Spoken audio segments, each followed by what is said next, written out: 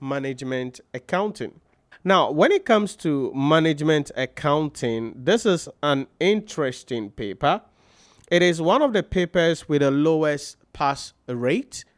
Generally, one of the papers with the lowest pass rate. Now, it is not because the paper is difficult, it is because of the way the subject is structured. And so stay with me because I'm going to give you a breakdown of what you need to look out for in the exam hall, how the syllabus is structured, and most importantly, how you can study to optimize your chances of passing the management accounting examination as you head into the exam. The first thing we need to look at is the examination. What should we expect in the exam hall when it comes to management accounting? What is it that the examiner is going to be getting excited on when it comes to management accounting? Generally, as with other papers, we're going to be having a written or comments, or if you want, theory questions. And then we also going to be having some calculation, or if you want, computational questions. And so certainly we will have some written comments and then some calculation and computational questions. Let me show you what happened in March 2025. So in March 2025, this is the question paper for the management accounting examination. Just break it down so that you understand what is happening. Then we'll come back to it and then refer you to it to see what exactly you have to look out for. So question 1, as always, was on performance measurement. So 20 marks, and the examiner wanted students to use financial performance, competitiveness, internal efficiency, and external efficiency to evaluate the performance of the organization. In that case, so this is like relying on the Fitzgerald and Moon building block, but you are bringing together a lot of concepts in there for 20 marks. So you are using the information to analyze and discuss the performance of the organization. So technically here, you're not going to be doing any calculation. You are going to be writing, because you are writing an analysis. And so it means that written part, because you are writing an analysis and doing a discussion, that's 20 marks there. You're not doing any calculation in this case, just writing an analysis there. But I'm not too much excited about that question 1 area, because it could be written and calculation. In the March 2025 examination, it was purely written question when it comes to that question 1 area, performance measurement.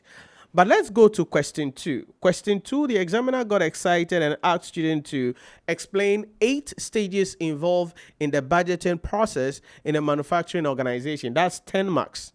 Now, I want you to keep that in mind very well. B aspect was to identify 5 criticisms of budgeting. That's also 5 marks. Then the C aspect of that question said, explain 4 limitations of the efficient implementation of lean production. That's also 5 marks. And so that whole question 2 area is 20 marks. Theory, 20 marks. Hold on. Question 3 was for variance analysis. And then there is an ethics question, or 5-mark question here. I mean, I have to 10 the scripts, but I wouldn't 10. So what are the circumstances under which benchmarking can be effective model for evaluating the performance? So that's 5 marks. Now remember, we had 20 from question 2. Okay. So question 2 gave us 20. Then question 3 is giving us 5 plus ethics, making 10. Sorry, not ethics. Discuss with example 4 categories of environmental cost. That's 10 marks. So question 3 is giving us 15 marks on theory. Please stay with me carefully, because structure of the question is important. You need to understand the structure of the questions so you know what to expect in the exam, and most importantly, how you're going to position yourself as you study mentally and what you would do when you get to the exam hall. Then we go to question 4. Question 4 also had the A aspect talking about project appraisal in the public sector using benefit to cost ratio in that case. But the B aspect is what we are interested in. Explain the 3 E's of public management accounts. Okay, 3 marks. The application of controllability principle, identify the cost center, who is responsible for the adverse, 5 marks. So another theory here, 8 marks coming from question 4. So Q4, 8 marks. Then we go to the last part of the exam, that's question 5. The A aspect of question 5 was about a short-term decision, 8 marks here. Then there is a 4 marks here, and then that's it. So question 5 gave us 4 marks on the theory here. And so if you add it together, in the March 2025 examination, the theory questions were what? 20 plus 15, 35, plus 12 will be 47. So 47 marks of the question were theory. Now, if I should add the question 1, which was purely analyzing, because we are analyzing the performance of the entity. So you are not doing any calculation, you are writing. So if I should add that to it, then you realize that writing alone is giving 67 marks. 67. You are not doing any calculation, you are just writing. Then the ones that will require you to do any calculation, 33%. And that is the first thing you must understand when it comes to the management accounting examination in the ICAG exam. Now, it does not mean every time it's going to be like this, but that is what I want you to understand. That in the exam hall, when it comes to management accounting, we are going to have written, comment, or theory questions. Then we also going to be having some calculation or computational questions. That's what you need to understand. So last semester, minimum 47. If I should add a question 1 to it, then it will make it 67. And that is how the examiner is going to be dancing. It depends on the examiner's option or what he wants to do. Sometimes we may have 35, 65. Sometimes you may have 28 or 30, 70. But what you must understand is that in every management accounting examination, we're going to be having theory. Why? Because there are a lot of written aspects in management accounting. Under each of the topics, there are a lot of theories there. So as you are doing the calculation, you should be doing the theories alongside. As you are doing the calculation, you are doing the theories alongside. But that is the first thing you must understand, the structure of the exam. Why is this important? This is important because it then sets you up to let you understand that when you are learning management accounting, it's not just about the calculations. It's not just about punching. It's not just about solving questions, but equally about reading and learning to write out your answers. That's very important, because if we don't know what the examiner is going to be doing to us in the exam hall and how we have to study to be prepared for it, then we are not going to be in the position to pass the examination. That's the first thing we must understand, the structure of the exam. The second thing is to get ourselves into the structure of the syllabus when it comes to management accounting.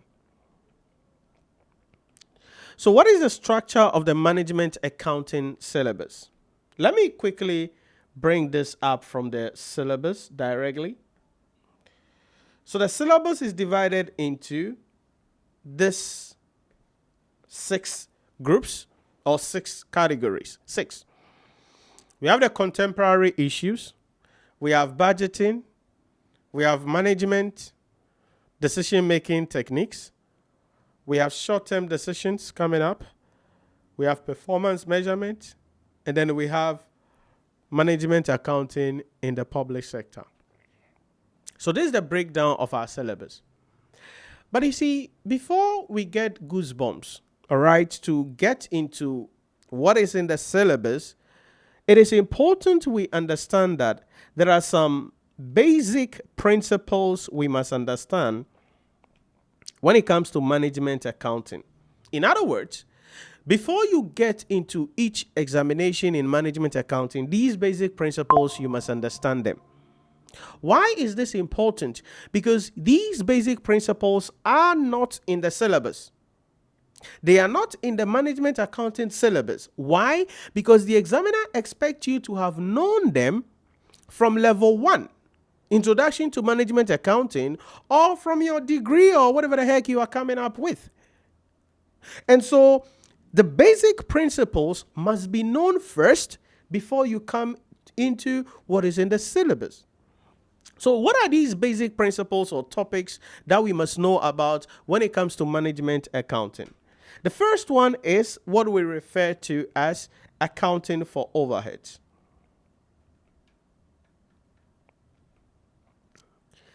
This is important because this is going to be running through under variance analysis, under preparation of cost sheet and cost card. So accounting for overheads and absorption of overheads is a fundamental topic you must know about. Number 2 is the preparation of the cost sheet and the cost card as well as the profit statement. So cost sheet and profit statement. Again, you will not find these in your management accounting syllabus, but they are things you are expected to know before you get excited into the management accounting level 2 discussions. Why is this important? Because this is where you're going to be getting excited to look at the various costing techniques. All right, such as marginal costing, okay, absorption costing, and then activity-based costing. Now, activity-based costing is in the syllabus. You will see that under models of evaluation in the section A aspect of the syllabus. But activity-based costing feeds into the preparation of the cost sheet or the cost card, accounting for overheads. Then the profit statement comes in because there is a way we prepare the profit statement in the marginal costing environment. There is a way we prepare the profit statement in the absorption costing environment. And so you must understand how we deal with the cost sheet, cost card preparation. Now, the reason why the preparation of the cost sheet or the cost card is important is because the costing methods must be known. Okay, only that, you may not study this, but you should know some of these things offhand, like job costing, batch costing, service costing, those kind of things. So under each of these costing methods, how do we estimate the cost of a product, of a job, of an activity, of a service generally, right? So you are expected to know these costing methods. And whatever it is the company is into, if they are rendering services, then service costing will come in. If they are just doing a one-time job, then job costing will come in for the entity. So sometimes you may see a question and the examiner will say, prepare the cost sheet for the job XYZ.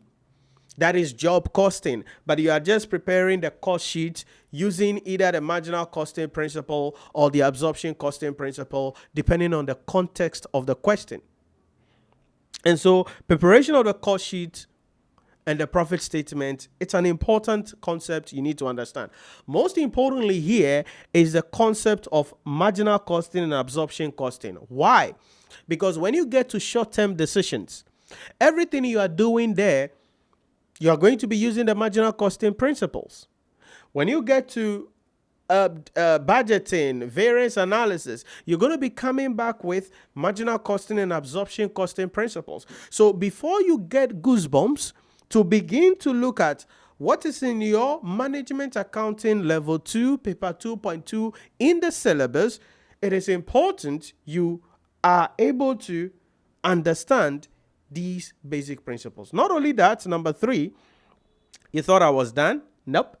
Number 3 is the concept of high and low method. And the reason why this concept is important is because of this topic, cost classification. That's another topic. Now, cost can be classified according to the behavior, according to function, according to nature, those kinds of things, right? So the topic cost classification, you must know about it. Again, it is not in your management accounting syllabus, but you have to know about it before you get into the exam hall. Now, when you are doing cost classification, this is where you'll be able to know, oh, we have fixed cost, variable cost, step cost. Then when the total cost is given to you, how do you split the total cost into a fixed component and the variable component? That is where we use the concept of high and low method. And the high and low method principle is important because it is applicable in the preparation of the cost sheet or the cost card, but also can be called on under budgeting when we are preparing the flex budget or preparing the budget of the entity. And so you must understand cost classification according to behavior, according to function, according to nature, because all of those things will knit all of these together. And so when it comes to management accounting, before you start dabbling with these things in the syllabus, you have to ask yourself, do I understand cost classification? Am I good with the high and low method principle? Okay, do I understand marginal costing, absorption costing, over absorption of overheads, under absorption of overheads? Do I understand how to deal with activity-based costing where we are absorbing the overheads based on the cost drivers and cost units using that concept? Do I understand that?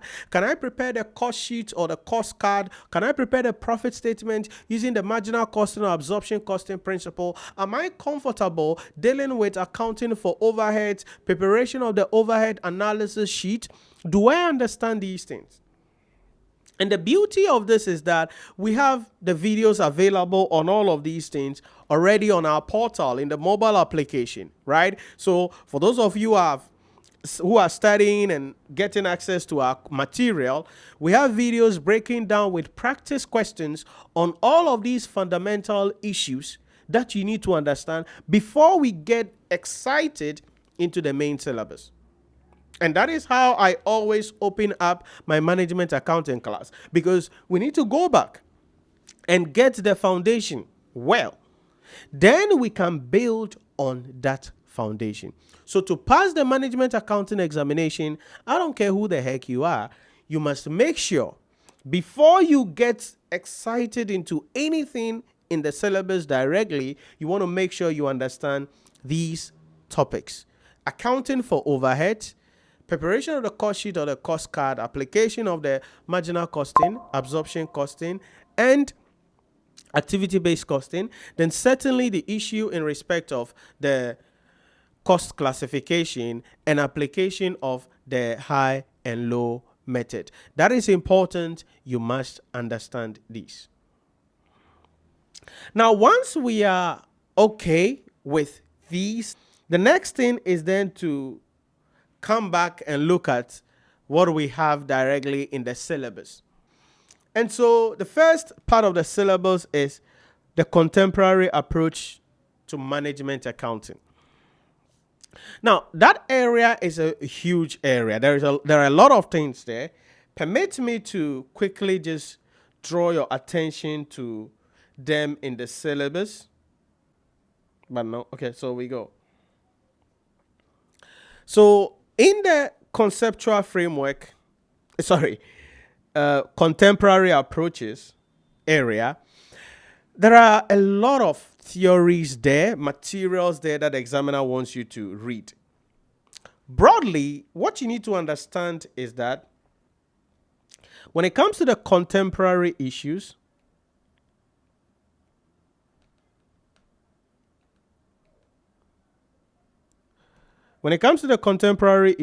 three things: ethics,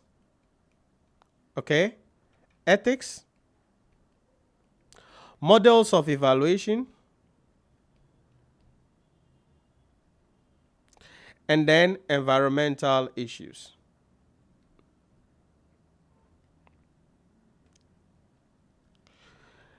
Sustainability,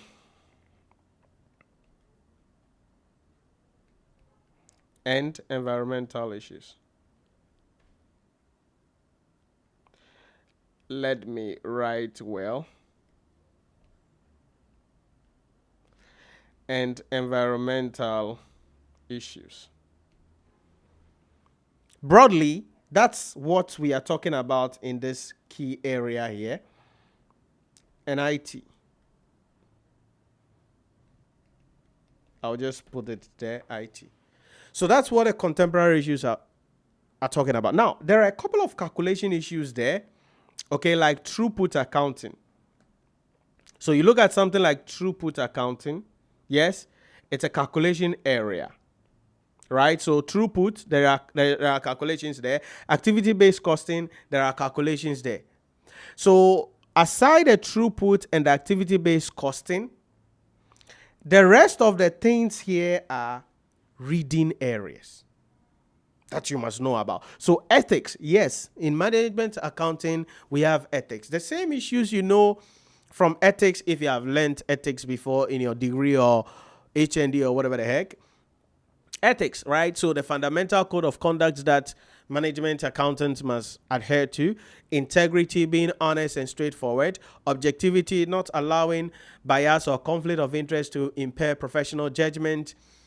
Confidentiality, not disclosing essential information to third parties without a client permission or the employer's permission. Then professional competence and due care, having the requisite knowledge, experience, and expertise to be able to do the job and carrying the job in the manner that is expected. Then professional behavior, behaving in a manner that is acceptable in order not to bring shame or disgrace to the profession as a whole. So ethical issues, you must know that. Then models of evaluation. This is where there are a lot of issues that you must understand there. Again, this is a written area. It's a reading area. So apart from throughput and activity-based costing, which you will do, the activity-based costing, you will look at it in the introductory area. So that's out. So throughput, that's the calculation area that you will look at with some theories there. The rest of the things there are theories. So benchmarking, value chain analysis, re-engineering, business re-engineering, just-in-time system, and all of those things. Then sustainability and IT. Because remember, environmental issues are becoming important. So if you look at last semester, for instance, you will see the structure of the exam and the way the examiner sets the question. So you look at question number 3C last semester for 10 marks. Look at what the examiner asked. Discuss with examples 4 categories of environmental cost. And that is coming from the models of evaluation under environmental management accounting that you must know about. And so it is important you understand these things. Then some IT issues, how IT development and those things have assisted or enabled the management accountant to be able to carry out his job or her job pretty well at the end of the day. So those are the 3 things. So under the contemporary issues, really, your headache is going to be throughput accounting. It's not difficult, okay? But throughput accounting and then activity-based costing. That's all. Apart from these 2, that will be calculation. All the rest are reading, written aspect. So you have to read them. And that is the 15 marks area that will be seen in the exam hall under contemporary issues. So either the examiner will do purely theory with you on that contemporary issues or some calculation and theory. What does that mean? It means you may see either ABC, right? Activity-based costing and some theories. Or you will see throughput accounting and some theories. Or you will see just theories like the examiner did in the March 2025 examination. But that is the first aspect of the syllabus, contemporary issues. Again, this, you will come here after you've dealt with the introductory issues or the basic topics. That's very important. So that's number 1, 15% contemporary issues. Please note, don't say that, oh, Nhyira, when I read, I am somebody who waits When the exam is getting closer or the day before the exam, that is why I start reading. Please don't do that. You must start reading. Don't lie to yourself that the day before the exam, you will start reading all the theories. Don't lie to yourself. Mix it up. Mix it up. So you got to be working, reading. Oh, Nhyira, the reading is a lot. So what do you want to do? What do you want? There's no shortcut. It's not like there is a way that you can learn these theories, value chain analysis. No, there is no way. You have to read them. And so if you don't enjoy reading so much, then our portal is going to help you. Why? Because we have the videos on all of these available. So you can watch the videos which have presented the theories on all of these areas in a very sweet, simple manner, so that you understand them as you go. Why? Because it's a 15 marks area that you need to be aware of. That is the first aspect of our syllabus, contemporary issues. The next is budgeting or budget and budgetary control. Okay, budget and budgetary control. That's the second part of the syllabus. This area also, in my opinion, is divided into two major groups. Two. We have the written part, which is a couple of theories, and there are a lot of them here in management accounting, in budgeting. And then the calculation part. Stay with me. Based on the syllabus weighing, that is also 15%. So we expect to have a 15-mark question on budgeting. The breakdown is that we could have calculation. Now, the calculation has to do with preparation of a flexible budget. All right? A flexible budget. Or preparation of statement of budget performance. Now, the flex budget is where you are just, re-preparing the original budget, taking into consideration the actual activity that has been undertaken. We're going to look at this. There's a summary video about it as well in the mobile application. The statement of budget performance is where you are bringing your flexible budget, you bring your actual, then you get your variance. So you want to find out, based on the flex budget and the actual, is there an adverse variance or favorable variance? So the examiner can ask us something about that. The third thing is preparation of the functional budget. Preparation of functional budget. Now, the functional budget simply represents the budget of the various departments within the company. So we will have the sales budget, okay? We'll have the production budget. We have the material usage budget. We have the material cost budget. We have the labor usage budget, and then we have the labor cost budget. Then we'll have the manufacturing budget or whatever. So preparation of the functional budget. That's another calculation area that the examiner can ask you about when it comes to the management accounting. Then the last one there is the preparation of the master budget. Preparation of master budget. Now, the master budget is where we are preparing the budgeted cash flow, budgeted income statement, and budgeted statement of financial position. So when it comes to budgeting as a topic, these are the calculation areas. Four. Either we'll prepare flexible budget, prepare statement of budget performance, prepare functional budget, or prepare the master budget.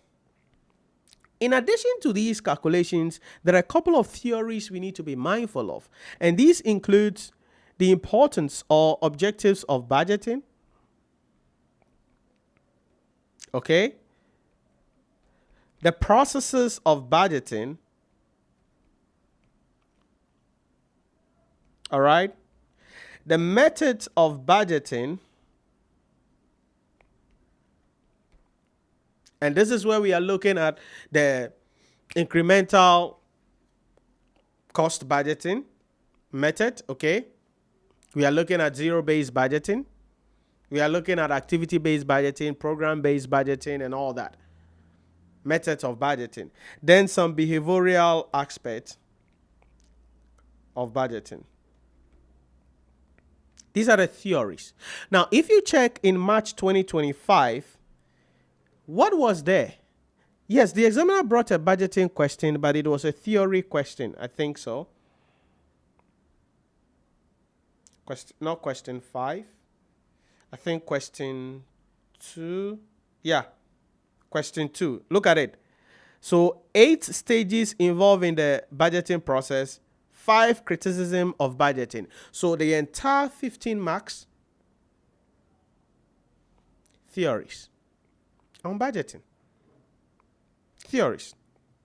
So if you're a student who did not read these theories in budgeting and you were just focusing on the calculation, au revoir mon ami for you.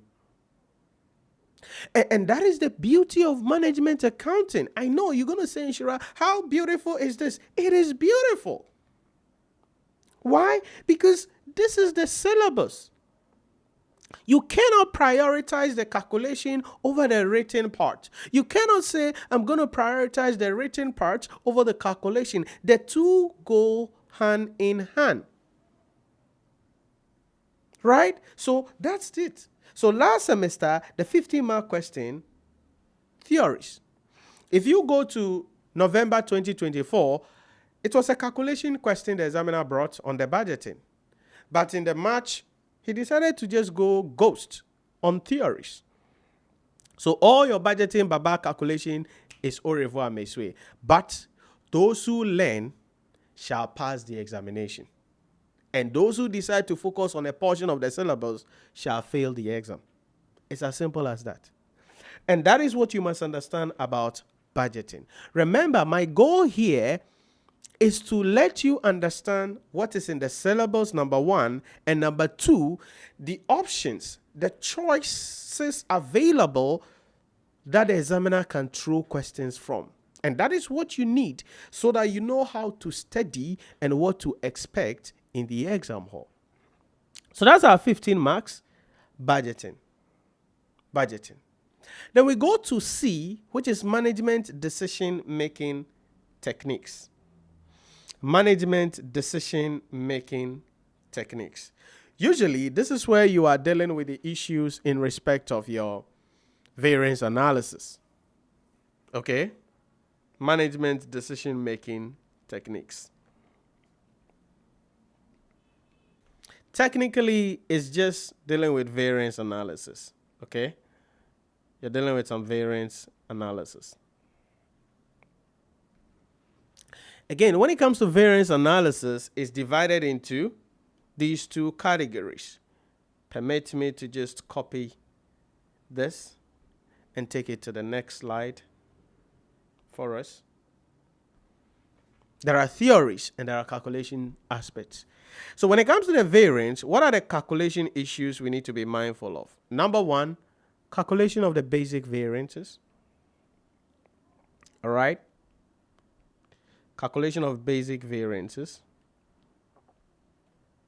So this is where the examiner is just cool on you, giving you something and say, hey, calculate the material price variance, material usage variance, labor rate variance, labor efficiency variance, overhead variance, sales variance, basic. No cost for alarm, nothing. The second part is calculation. Okay, calculation. But this time around, we are doing some advanced variances. So calculation of advanced variances. That's the second type of question that we need to know about. Now, what are the advanced variances? The advanced variances is where we are dealing with mix and yield variance. So when an entity is using more than one raw material or input to produce what they are producing, then we will be required to calculate the mix and the yield variance.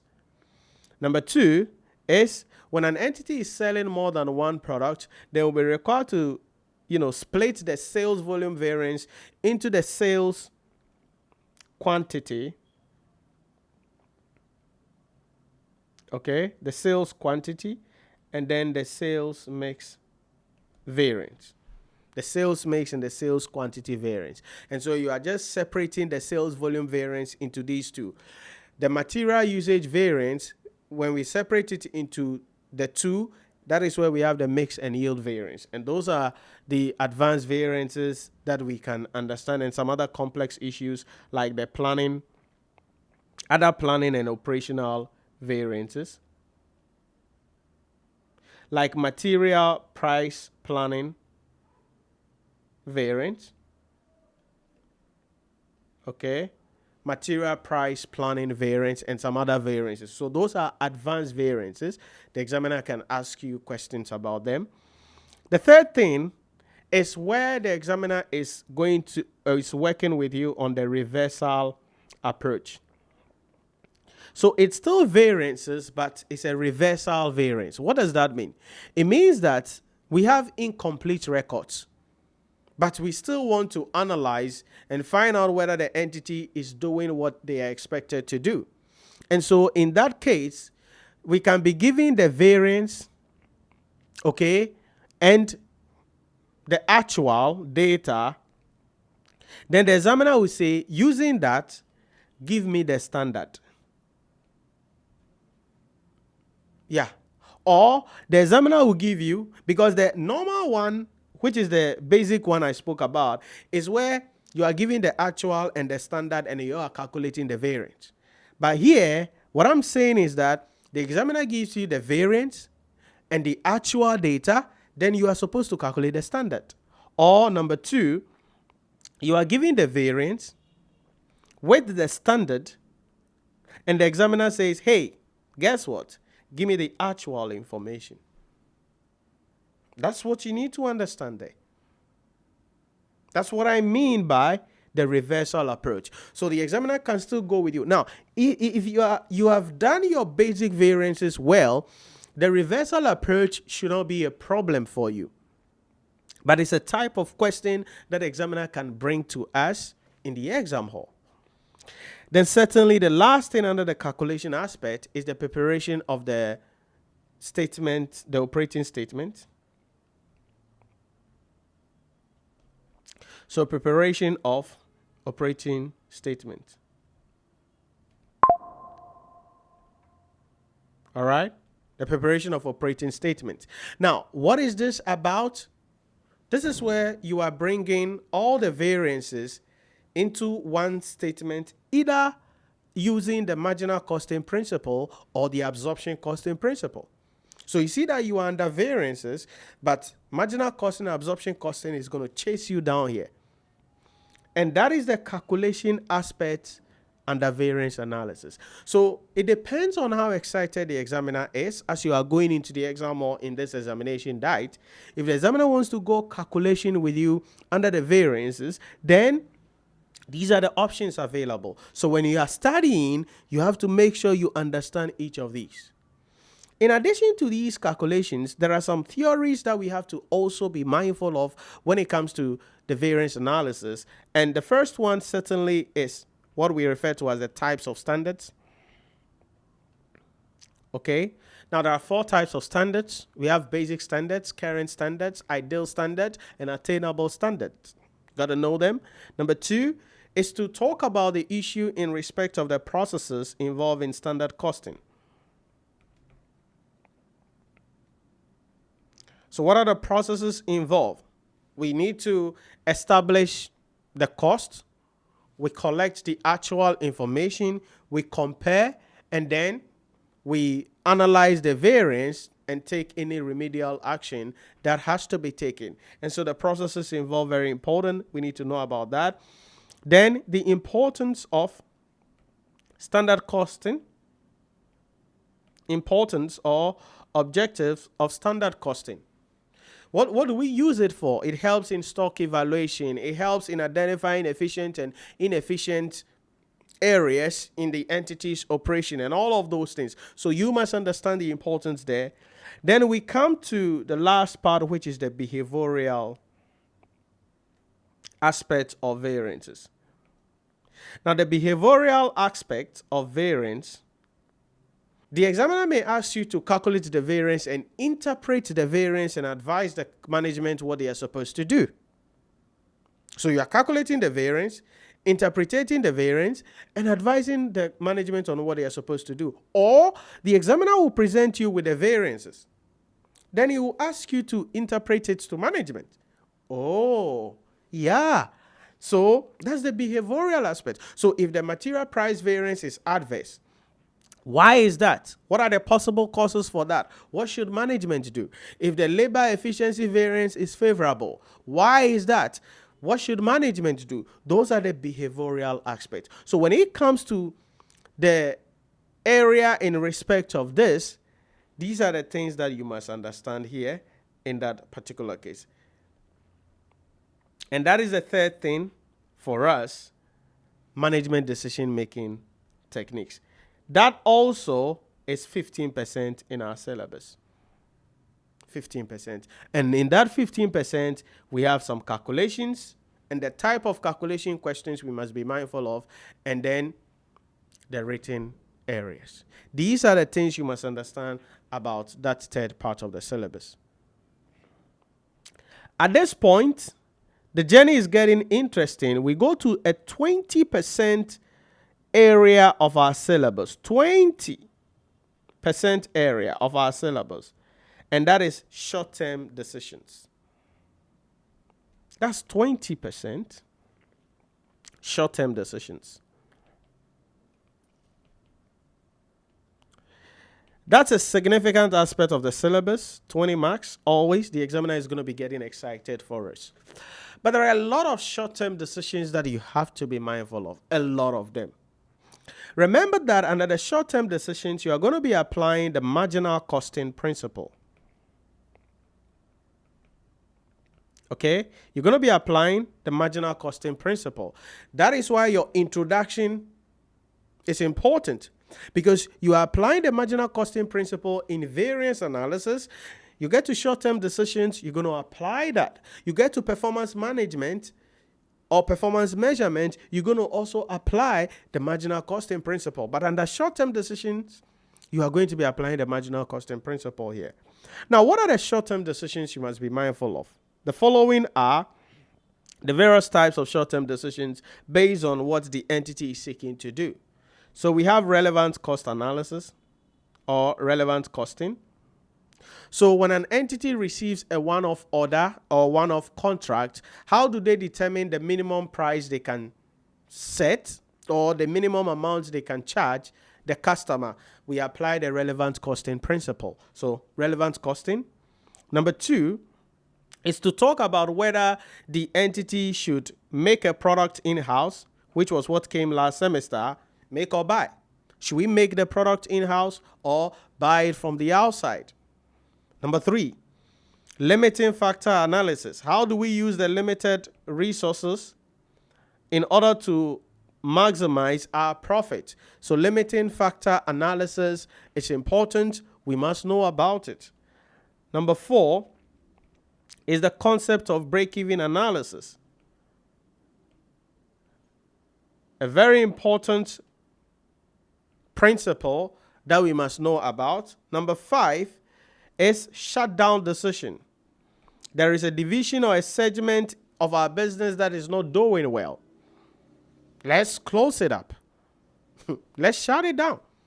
And what are the factors we consider before shutting it down? That's there. 6, outsourcing decisions. All right, outsourcing decisions.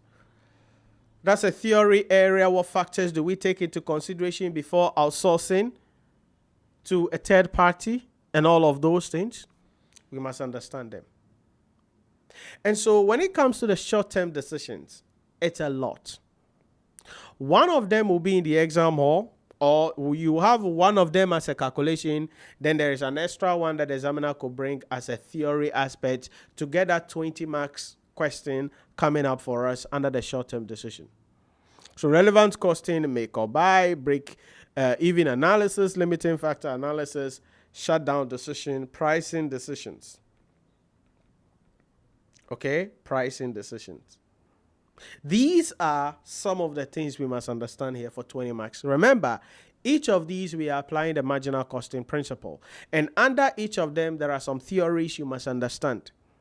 So when it comes to make or buy, there are theories there. When it comes to limiting factor, there are theories there. Break-even analysis, BOBO, there are theories there. We come to outsourcing decisions as a theory area, pricing decision, theory area. That is short-term decisions, 20 marks. Which one would the examiner bring? I don't know. But you must know all of them, applying the marginal costing principle, because the examiner can bring any of them in the exam hall, depending on how excited the examiner is. But that is the fourth aspect of our syllabus for 20 marks, short-term decisions. Then we come to performance management, which is also 20 marks, and that is question 1 always in the exam hall. Performance management. That's also 20 marks, and it's always question 1. So your question 1 is performance management, always for 20 marks. Now, this is divided into probably 3 main categories. The first area is where we are dealing with the issue about organizational appraisal or organizational performance measurement. So if we want to assess the entire organization's performance, how do we do it? And we can use both financial and non-financial performance indicators. Okay, so we can rely on either the balance scorecard to have that holistic performance measurement, or use the Fitzgerald and Moon building block. Okay, Fitzgerald and Moon building block to analyze the whole performance of the organization. That's the first aspect we need to understand. Last semester, it was organizational performance that the examiner brought. In November, the examiner brought, I think, divisionalization, which is the second area, the concept of divisionalization. So companies have various divisions. How do we assess the performance of the divisional managers or the division as a whole? So performance management is very important here. Or performance measurement. This is where you are going to use RI, ROI to assess the entity's performance. And then we come to the issue in respect of transfer pricing. So when an entity is selling, when a division is selling to another division, at what price should they sell it to them? Divisionalization, transfer pricing. Then the last thing is performance measurement for not-for-profit making organization.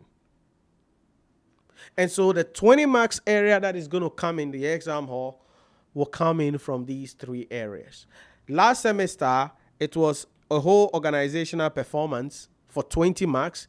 Then the examiner brought another 5-mark question on how you analyze the performance of not-for-profit making organizations using the 3E, economy, efficiency, and effectiveness. But that is our question 1 area, performance measurement. Please note, there is a lot of material here. A lot of theories to go through, because balance scorecard, Fitzgerald and Moon building block, concept of divisionalization, and calculations here. So we have a lot of theories as well as calculations here when it comes to performance measurement. And that is question 1 for us coming in the exam hall for 20 marks. Then certainly the last one is 15 marks, the role of the management accountant in the public sector. Okay? The role of the management accountant in the public sector. That's 15 marks. Technically, here we are going to be getting excited into project appraisal in the public sector. Okay. And then, so these are some of the things there. How do we appraise projects in the public sector? We have the cost benefit analysis. We have the cost outcome analysis. We have the cost effectiveness analysis. Then dealing with the issues about externalities and other things. Those are the things there. Here also, we have a lot of theories that you must understand, and then some calculation related questions that you must understand. These are the things that we must know about when it comes to management accounting, the scope of the syllabus, the structure of the examination, and how the topics are knitted together. So, to pass the management accounting examination, what do you need? First, you must understand that there are going to be written comment theory questions in the exam hall, and there will be some calculation questions. Because of that, you have to be learning them alongside. So you don't say, oh, I'm learning this and I'll learn this one later on. No, you're not going to do that. You're going to be learning them alongside. Then the structure of the syllabus. Note, before you get excited in any management accounting thing, make sure you understand accounting for overheads. Make sure you know about cost classification. Make sure you know about preparation of the cost sheet and the cost card and the profit statement using absorption costing, marginal costing, and activity-based costing. That's the beginning. Once you are okay with these, then you can start. Contemporary issues, budgeting, variance analysis, and then certainly short-term decisions, a lot of things there. Then you can come to performance measurement and then the management accountant role. These are the things that you must understand about management accounting. So how should you study it? I've already given you the blueprint. You start with those introductory issues that I mentioned. As I said, all of those contents are available in our mobile application. Okay, so you can get access to all of these content. And that is how we're going to start the journey. From there, you can start looking at all of the other aspects. Remember, you have to be studying on your own alongside the live lectures that you are going to be partaking also in. But that is management accounting and what we need to understand there.